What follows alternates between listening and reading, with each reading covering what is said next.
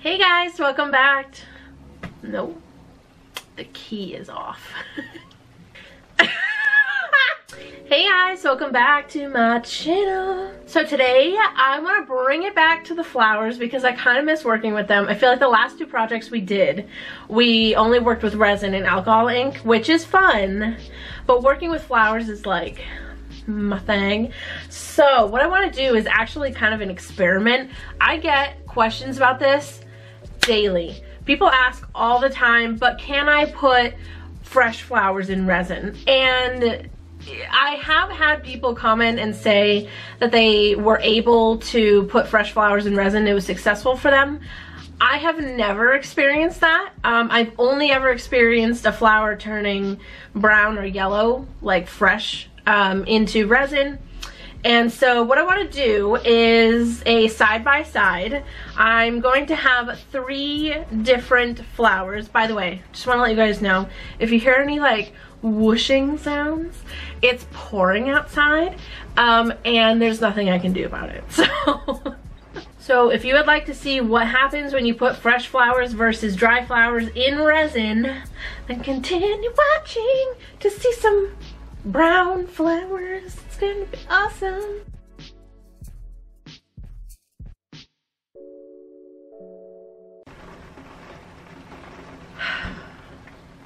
So what I want to do is a side-by-side. I have 3 different flowers and I have 2 stems of them. Does that make sense? So I have 2 stems of a shimmer rose.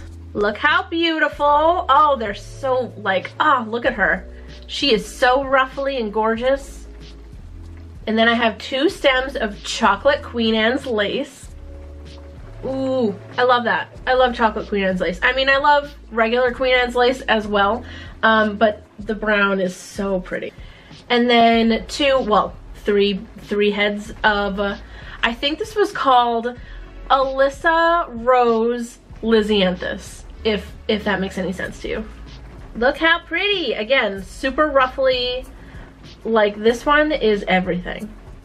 What I want to do is have one of these be fresh and then the other one be dried. And I want to show you guys a comparison with the same flowers, what will happen with them. Obviously, we're not testing every single kind of flower that there is.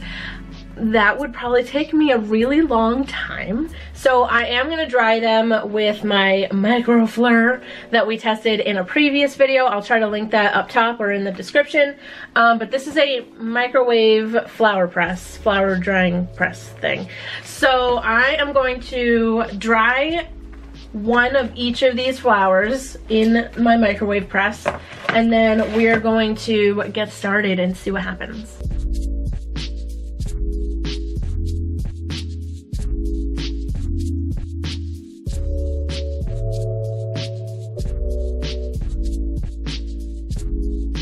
Okay, so plans have changed. Does that surprise you at all? Probably not if you've watched any of my videos at all. So flowers are dried and they came out really pretty. So this is the shimmer rose. I know, very different from the first time you saw it. And then this is the Lysianthus. Super pretty. And then this is the Queen Anne's lace, which, they're just so cool to flatten out and dry because it looks like a firework.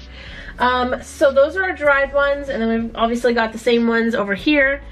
But what I didn't pay any mind to is that this is not going to fit into one of these molds. So I have pulled out 3 bigger molds because the flowers that I dried I know are gonna come out fine. So the reason I pulled these out is because I don't want to waste too much resin. So the flowers that are going to go in fresh are going to go in this mold, ouch, because I don't want to waste enough I don't want to waste that much resin. So we're going to use this mold because it's nice and small, and I'm going to just like squeeze them in there.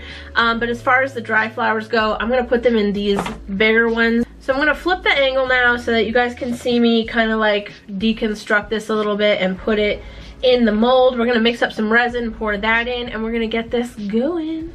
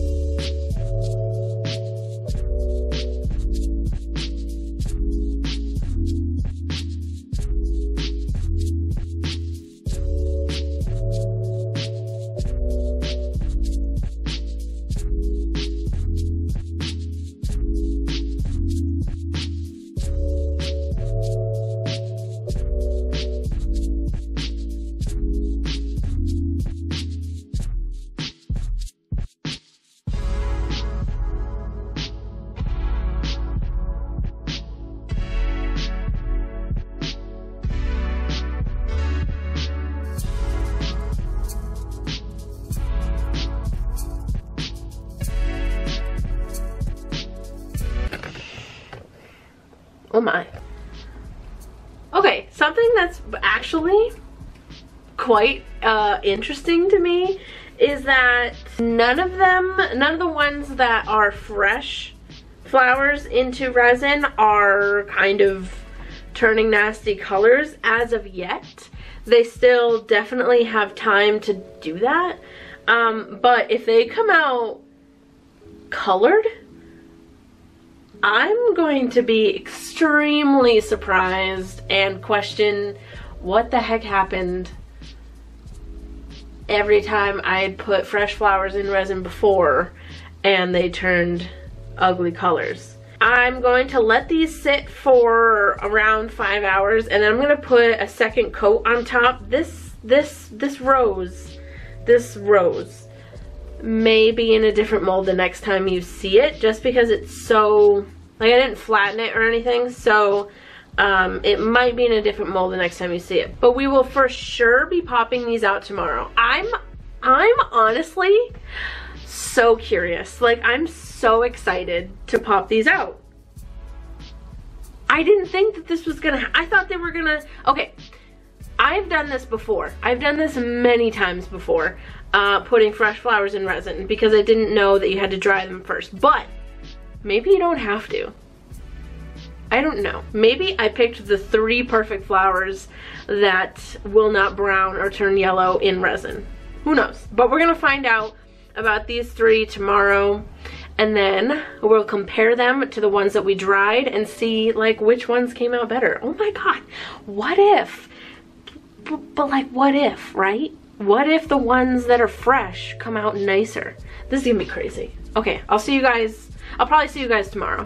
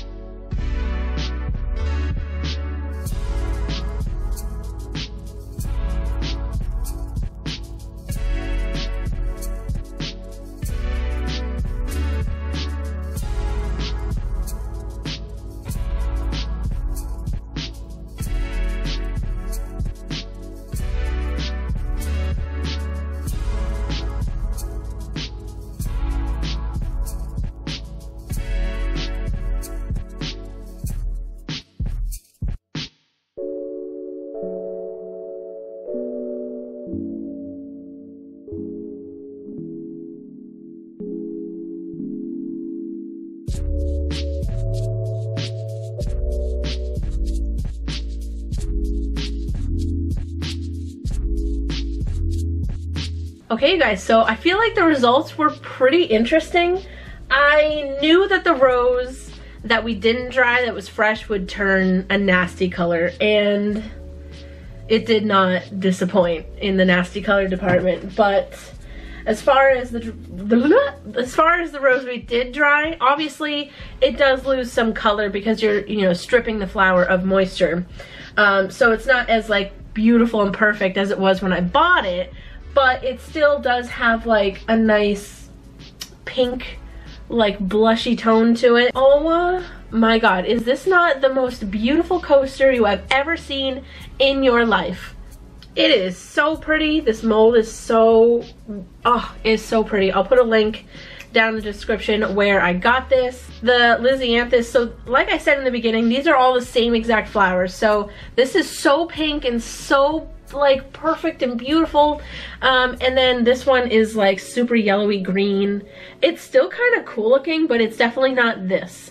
You know what I'm saying? So I feel like that's a huge, huge difference. But what I'm actually really surprised about is the Queen Anne's lace. Like, right? I almost feel like this one is a little bit better, right? Like, I just think that the little brown parts at the end are so, like, they're so much better. They're so pretty because when you have to dry Queen Anne's lace, you kind of lose some of that.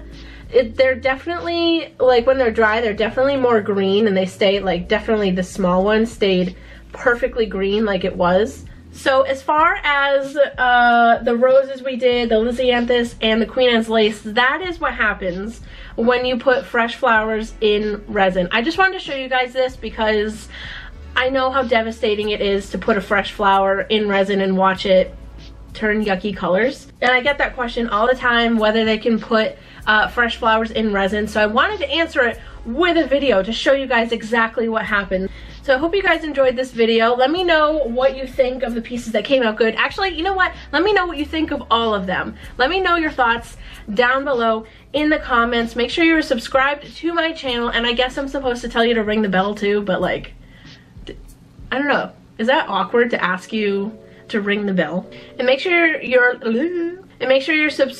not subscribed on Instagram. I mean, I don't know if you can do that.